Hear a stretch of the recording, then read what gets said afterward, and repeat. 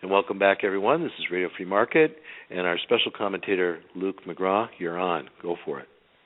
Cool. I was just, before we hit the break, Mark, I was just saying that economics can explain to us why markets gives us all these great products at cheaper and cheaper prices and better quality, but those principles should also apply to all the services that the government provides, right? Yeah, absolutely. I think people who work in the private sector recognize this inherently. If you do a good job, you're going to make more money, and if you don't, you're going to lose your job, typically, or else you're going to be making less than you otherwise could. So it's almost obvious to people in the private sector, except that they somehow think that there are these other parts of the economy that are somehow miraculously different, and somehow the firefighters and the police are different.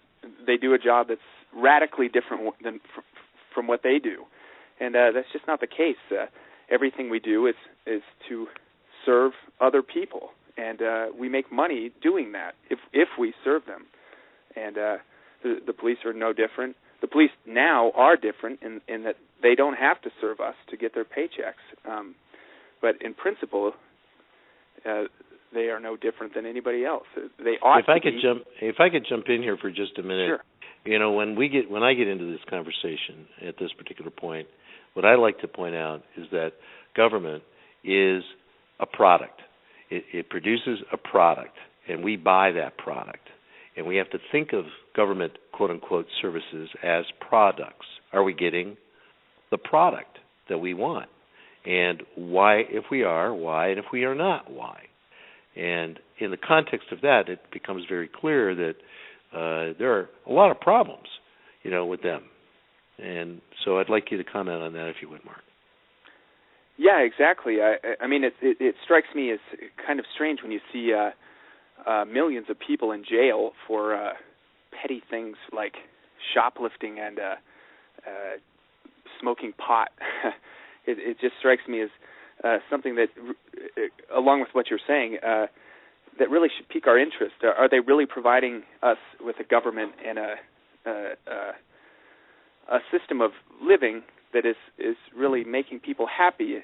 When you have millions of people in jail and tens of millions of families ruined for these trivial reasons, it's like a red light that should be going off in people's heads to say that something's wrong.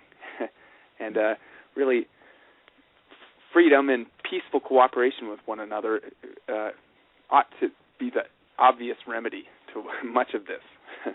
The trouble, I guess, is that the incentives are kind of reversed for government services because, in the market, if someone provides something good, they get rewarded with more and more money. But in government, if they screw up, that's usually the case for, we need more money. And so they give them more money and they screw up even more, and then it's, we need more money to fix that. It's sort of, they're completely, they reverse, the incentives are all wrong. Yeah, exactly.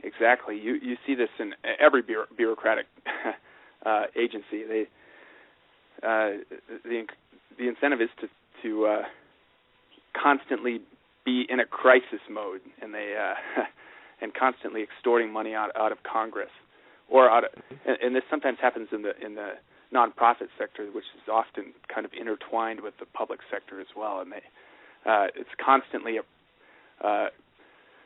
fight for budgets that are assigned by Congress and not by people paying for it. Well, they suffer from two problems. They suffer from a inadequate knowledge and inadequate ability to calculate, which are very related. In other words, they can't they don't have any metric by which they can actually evaluate, since they don't face the profit and loss test right from the beginning. Yeah, exactly. I wrote an article for Lou Rockwell about this, actually, a couple of years ago. We get relatively mild snowstorms here in Colorado, but sometimes they're severe. And when they're severe, watch out, because the city and county of Denver in particular will be trying to get more money out of their taxpayers to do what they're paid to do anyway, because they didn't do it. So it's funny. It's actually kind of tragic to watch because we pay these people to plow the roads, and when they don't do it well, they want more money. Sort of like a contractor who lays a bad foundation and keeps coming back to you to say that, well, I did it badly, so give me more money. It's it would be laughable if we weren't all caught up in it. Mm-hmm. Yeah. Well, I'm very interested in these non-governmental solutions, to different things. We talked about the firefighters. That was a surprise to a lot of people, I'm sure, that, 3/4 of our firefighting force in the United States is voluntary. In other words, they're taxpayers that also step up and volunteer to do the work as well. There's other programs or businesses out there that provide services that, like, for example, Underwriter Laboratories provides testing of all electronic gear, and they get that nice little symbol, that UL symbol on it. Well, that's not a government agency. That's an agency that is a for-profit business, and businesses that want to produce hair dryers and whatnot, they want that UL seal of approval. Boom, they've got to submit it to them, to UL for testing. I've got a statistic, if I can punch that here, Michael. It says, this is from Professor Bruce Benson, and he says that there are actually 3 times as many private security personnel in the U.S. than regular police officers. Yes, and that's a very interesting thing, because we were talking during the break about, and I couldn't put my fingers on the actual statistic, that actually the grounds around NASA are actually monitored by private police, and it doesn't surprise me at all. And so I think that article that you and I were talking about, Luke, also mentioned something, that the number of violent events and deaths at the hands of private police were minuscule as compared. They said, there's, try searching for them on the internet. Try looking up, police brutality from private security companies, or private security police versus police brutality from regular police. And even though there's 3 times as many private police, there are, try and find any articles on it. Well, I'd like to move on, and I'd say, so Mark, it's not really accurate then to say that free market anarchism is utopian, because you're not saying that there needs to be a fundamental change in human nature for this to work in practice. In other words, you're not saying that there's no need for police force. You just think that competition should be allowed in areas that the state currently monopolizes. Would that be accurate? Yeah, exactly. And I have no illusions about other people changing, and I don't want other people to change personally. I think that they should do what they wish, as long as it doesn't hurt me. And I really have no, and I think most anarchists, libertarian anarchists, would agree with this, that there's no push to create a better man in the sense of using force against him and trying to, for example, lock him up in a public school for 18 years of his life. But I'm happy with man the way he is, as long as he is nonviolent, and if he should try to make his life better, just as I am, and everybody else who is peacefully employed in this world. Just make a better life for yourself. Just don't run over other people to do it. Don't kill them. Don't steal from them. It's really as simple as that. We don't expect the world to be. For example, we're not going to. Libertarians aren't hoping to make the relationships between sons and their mother-in-laws better or anything like that. It's really quite simple. Everybody should have the ability to pursue his own ends without being subject to threats and theft and being killed abroad like Obama says he can do to us now. Mm-hmm. It's really quite a realistic philosophy. I think it is a realistic philosophy, and there's a great book. Actually, it's not even a book. It's a nice long essay by Leonard Read. It's a classic I recommend to all of our listeners.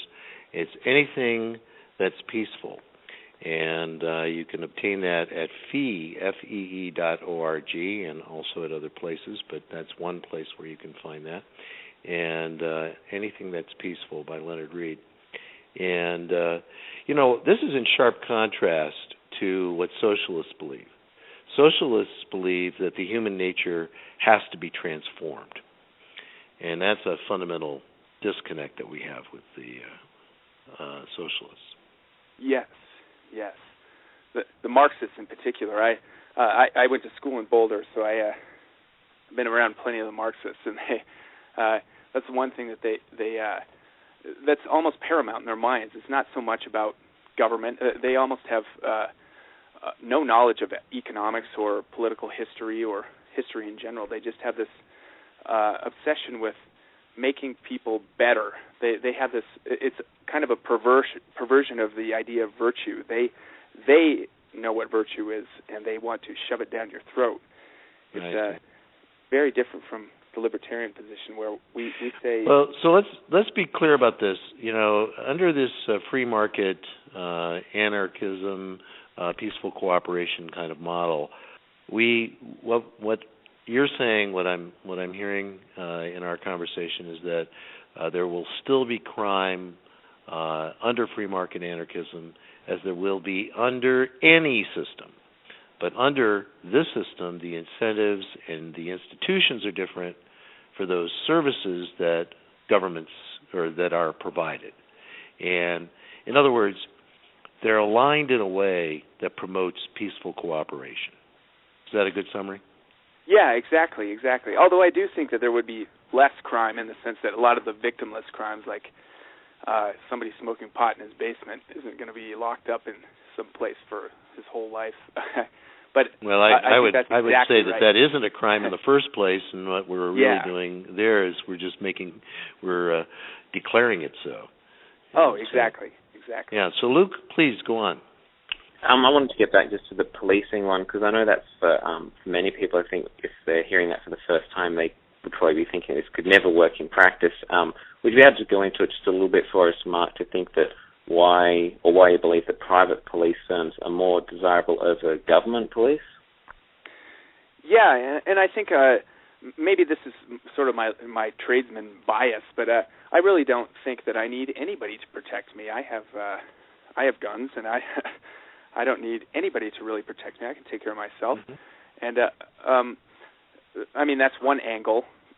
I'm sure that there are plenty of people who feel the same way, but I think in the age of the internet, this sort of idea that the police are out there to protect us is just ridiculous. Just spend 2 minutes Googling police beats up, punches woman in the face or something like that.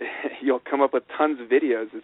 It's just sort of shocking to think that these people who you fear when you're driving and when you're out at the bars, suddenly these people are our protectors. It seems almost ridiculous in the age of the internet when we have access to all this information of what they're actually doing.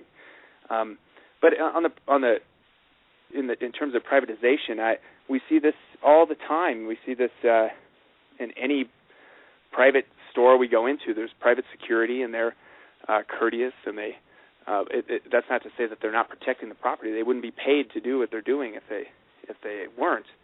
So there is a real need for security, and people are willing to pay for it. Obviously, they are. But these people driving around in cars, locking people in cages, and wearing blue polyester, it's pretty ludicrous to think that these people are protecting us. To me, anyway. I guess also sort of, if you were to go into some sort of store with private police, and if you're going there one day and you got punched in the face or you got beat up, you would never, ever return there again. And I'm sure you'd tell many of your friends about the experience you had there. So you can actually, by not shopping there, you can put them out of business. But if that happens to you from normal police, well then, who are you supposed to turn to? I guess you have to turn to the police, but they're the people who did it. Exactly. This WikiLeaks thing is sort of along those lines as well, where you have Amazon and these other companies who have done something that a lot of people in the world really resent, dropping WikiLeaks. And they're subject to profit penalties for their actions. Amazon is subject or potentially subject to a big boycott, apparently. But the police, no matter what they do, they're not going to lose their jobs. Many times they can kill people and not even get put on a leave of absence without pay anyway. It's a radically different situation.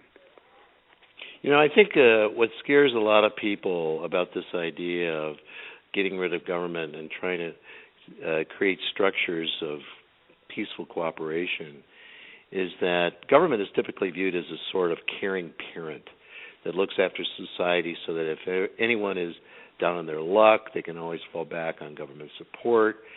And you're arguing, Mark, that we should get rid of this. But I think sometimes we forget to include all the costs of government, and I don't just mean how much money they take from us in taxes, but also the very real human costs. If you're honest with yourself, though, you really look back at history and the world we live in, and you realize that the state itself doesn't have a very good record when it comes to protecting human life, does it? And we could talk about R.J. Rummel's work. That would be nice. Yeah, absolutely. I think his statistic 170 million people killed by government? It's 262. 262. Yeah, it's he revised 262. Yeah, go ahead. Oh yeah, it's a shocking figure.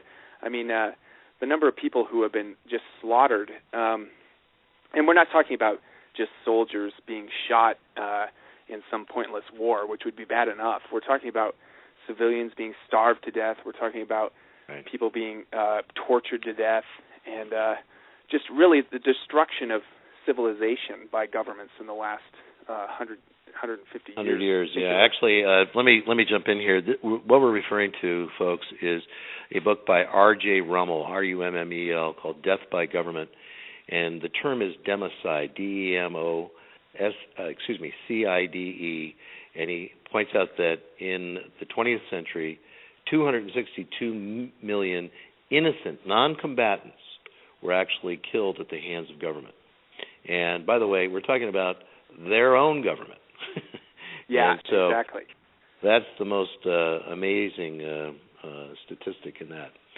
Well, unfortunately, on that cheery note, we're going to have to end this particular segment, and we are going to be coming back, folks, with our final segment with Mark Crivelli and Luke McGraw on anarchy and peaceful cooperation.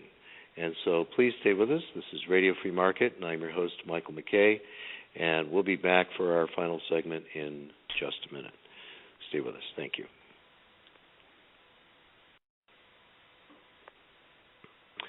And welcome back, everyone. This is Radio Free Market, and I'm your host, Michael McKay, and I'm going to hand the ball over to Luke McGraw once again. Go ahead, Luke. Sure. When it comes to discussions such as this, I'm sure most people have a ton of what-if scenarios that say, how would this be handled in a truly free society, or how would that be handled?